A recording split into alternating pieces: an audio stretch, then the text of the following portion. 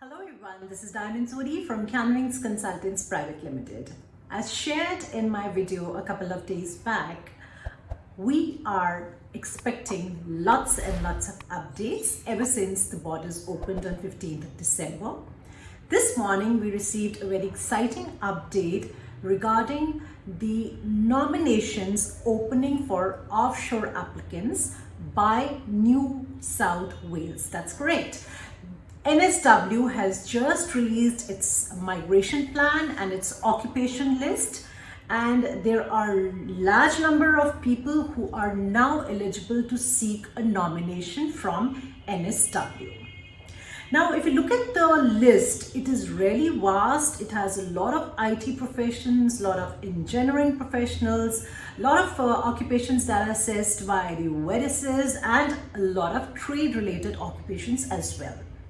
Now, the few things I want you to keep in mind while checking whether you are eligible to apply for an NSW nomination or not are: one, I've just scanned through the list, and what I can see is that it is the engineering occupations which are in a lot of demand. In fact, almost all engineering occupations are on the list and are eligible for offshore migration. As far as the ICT related occupations are concerned, whether that's software engineer, web developer, graphic designer, illustrator, whatever, these occupations are on the list, but they're only eligible for onshore application at this time. These occupations currently are not eligible for offshore applicants. However, all engineering occupations are eligible for offshore migration, including a lot of technicians, draft persons, and so on. Some of the other interesting occupations that are on the list are librarians, are production managers, are bakers, are pastry cooks, and so on. Now, the interesting part is that, as I've been sharing earlier, that it's again a fallacy, it's a myth that nominations, be it 190 nomination, be it 491 nomination, usually require high points and a very high English proficiency score. People are by and large taking the recent South Australia criteria as a parameter when they decide this. So as I've been insisting, now NSW has gone on to prove it. They are not asking for any high point score. They are not asking for any higher English proficiency. The eligibility requirement is just 65 points, and the minimum English proficiency is competent, that is 6 bands in each section in the IELTS, or 50 each in Pearson Test of English Academic.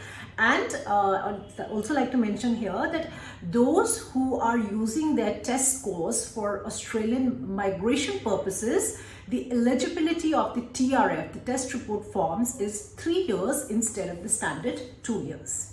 Now, there are some occupations for which NSW is asking for 3 years of work experience. Those are largely the trade-related occupations.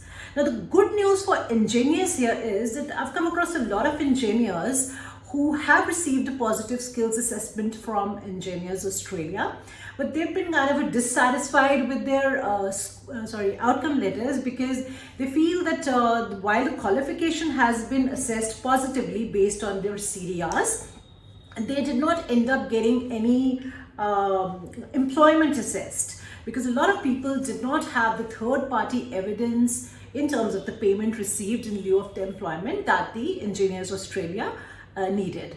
Therefore, a lot of you might be having a positive outcome letter from the Engineers Australia, but there would be no work experience assessed there. So for those of you, this is really good news, because NSW is not asking for any work experience here, any additional work experience.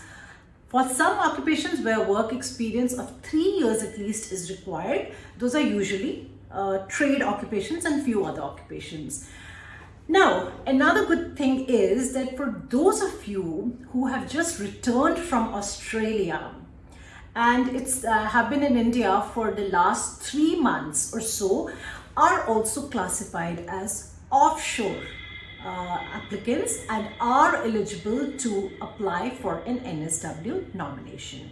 So the NSW has today opened the doors with a big bang, making a huge statement that offshore applicants are now eligible to apply for a 190 and a 491 nomination. Now, the process for the nomination would be something like this. You need to first go ahead and lodge an EUI, that is an expression of interest, with the Department of Home Affairs.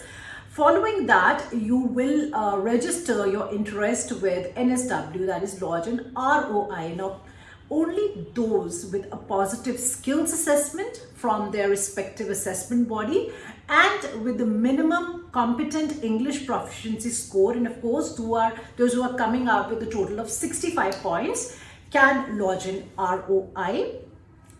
Once your ROI has been assessed, you will be given an invitation to apply for a nomination by the NSW. You will put up your application, they will assess it. Once the application is approved, you will get an invitation to apply for a visa, and then you go ahead and lodge your visa applications, get your medicals done, and then finally get your visa grant. Now, the ROI submission months are January, March, August and October. Now, after we are over with the Christmas holidays, from 1st of January to 31st of January 2022 will be your ROI submission window, and that is the time when you can go ahead and lodge your ROIs for NSW. So you have about a few days to get put together everything for your application.